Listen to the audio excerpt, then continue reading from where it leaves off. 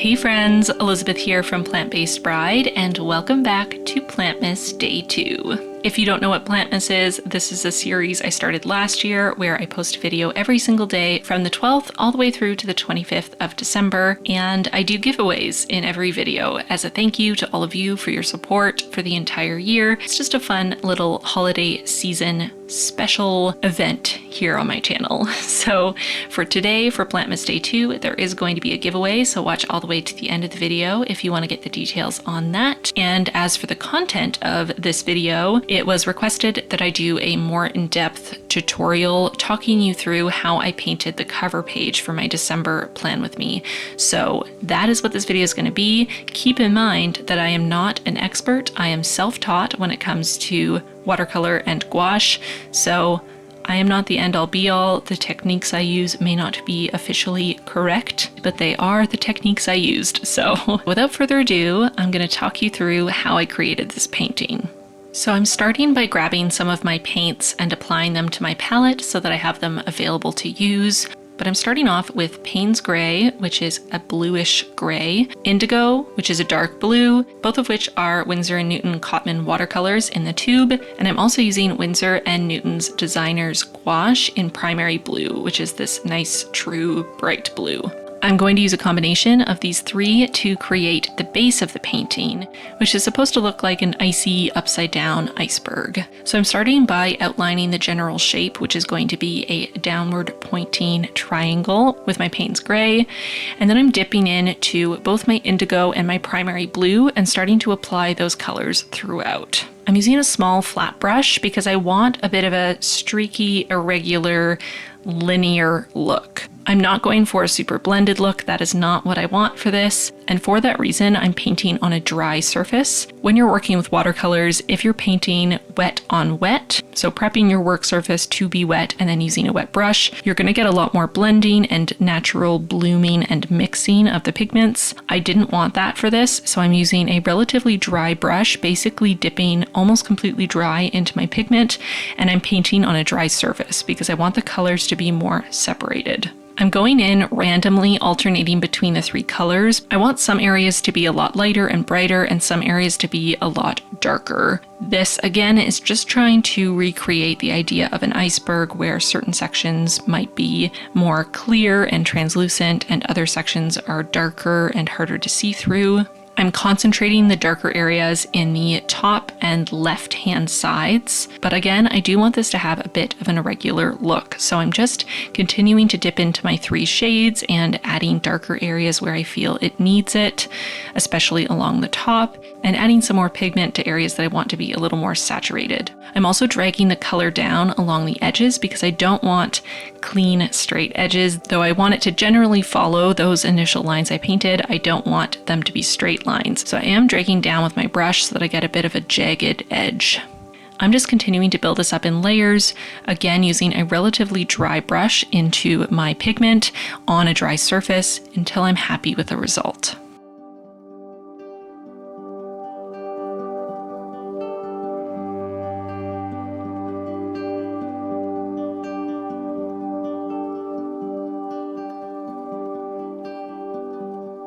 I'm going back into my Payne's Gray to darken up that upper left-hand corner. This section bleeds into where the mountains are in the final painting, and I want them to blend together a little easier, so that's why I'm making this section a little bit darker.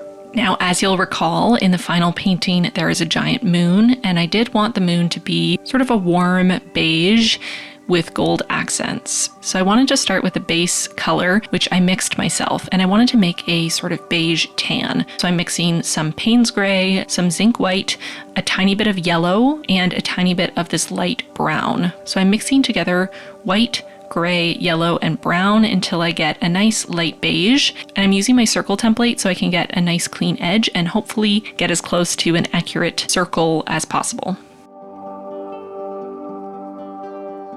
Once I have the outline, I'm filling in the interior. I'm not trying to create a consistent wash of color. I'm not trying to keep it all the same value. I want to have some darker areas and some lighter areas. So I'm just quickly filling in the entire moon as a base. And then once I have that, again, not worrying too much about it being consistent,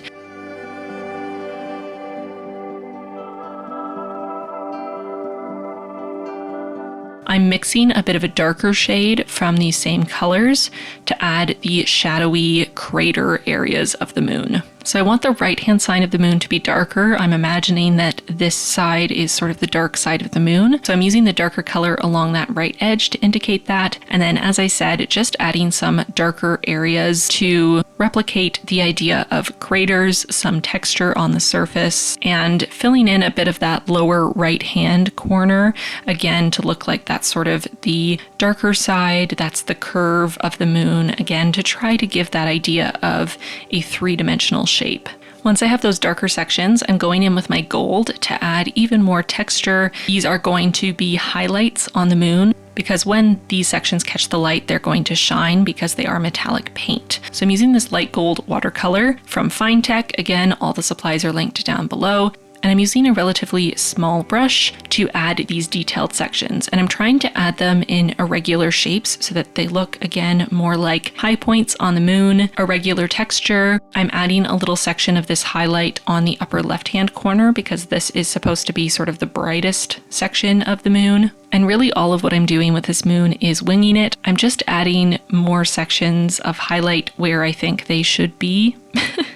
If you're new to painting moons, I would highly recommend having a bunch of references available so that you can look at the actual moon and get ideas for where the dark areas and light areas should be. This is obviously sort of a fantastical imagination of a land based on a novel I'm reading, so it's not based on the actual moon. So I didn't use it as a reference, but it can help even if you're not painting our moon to look at pictures of the moon or maybe pictures of moons of other planets to get an idea of how to paint it in a more realistic way.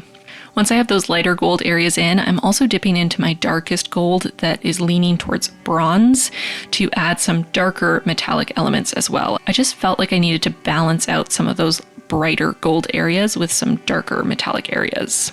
Again, trying to not use any straight lines or perfect curves. Everything is sort of splotchy and uneven to be reminiscent of a textured moon surface. I'm also still painting on a dry surface using a relatively dry brush. Again, I don't want all the colors to blend together or to seamlessly bloom together or merge as watercolors want to do. I want all the colors to be distinct and separate. Once the moon has had time to fully dry, I'm going to work on the mountains. I'm starting by dipping into my Payne's Gray with a slightly damp brush. I'm just painting the outline of the mountains and then lightly filling in the rest.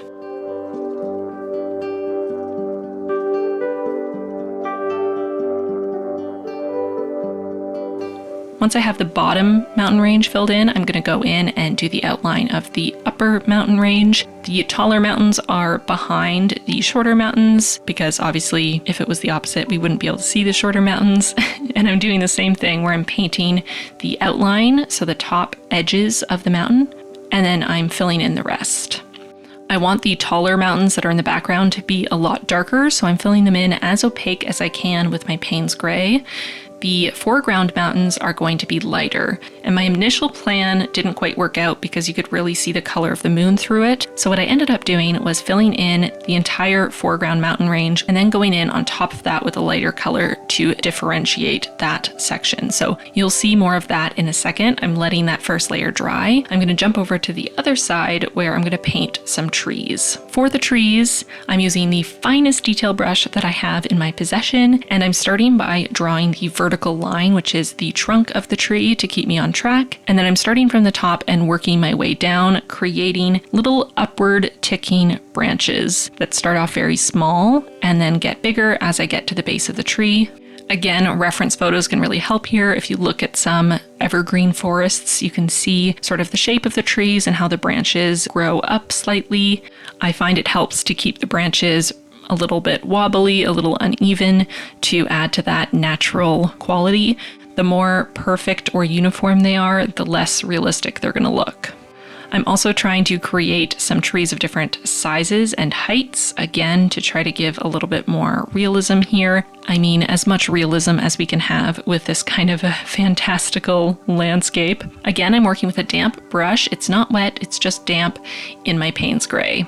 I'm working slowly, adding one tree at a time, and adjusting trees as I go if I feel like one needs to be thickened up a little bit, adding more if I feel I need an extra one to fill in the space. Once I finished my trees and the mountains were fully dry, it was time to go in with my lighter color to differentiate the mountain range that's in the foreground. So to do this, I'm picking up some of my primary blue gouache and a pretty small brush, and I'm outlining the top of the mountain range in this gouache. Gouache, by its nature, is more opaque than watercolor, so it's helpful in this process to be using gouache on top. It's helping me to get an opaque color on top of this dark Payne's gray. And what I decided to do was to fill in the entire lower mountain range with this primary blue gouache, and you'll see I do add the darker Payne's gray back in to tie everything together a little bit better, but I wanted the top portion of this foreground mountain range to stand out from the mountain range behind it. So for that reason, I just filled the whole thing in with this lighter primary blue gouache. And then I left it alone so it had time to fully dry. To add in that darker quality, what I did was I mixed together my indigo, which is the nice dark blue, and the primary blue gouache. And then I used a small flat brush that was as dry as possible to drag the color up from the horizon line up into the mountain range, and I reduce the pressure as I move up so that the color blends out as it comes to the top, and I lift the brush just before I get to the top edge. And you'll see when I do a close-up, the kind of effect this gives is just sort of an irregular darkening from the bottom that tapers out as it gets to the top. This was my kind of workaround to make sure that the two different mountain ranges were distinct from each other while still keeping the front one a little bit darker and blending it in with the bottom half of the painting. Once I'm happy with how that looks, I'm going in to draw my tiny little bear. Here we have the same problem that we had the first time around, which is that I had to put my face so close to the paper to be able to draw this tiny bear with my fine liner that the footage is unusable because you can't see the page because my face is so close. So my advice for the bear is patience and a steady hand and the finest tipped pen you have and reference photos. And that's about it. It was a struggle.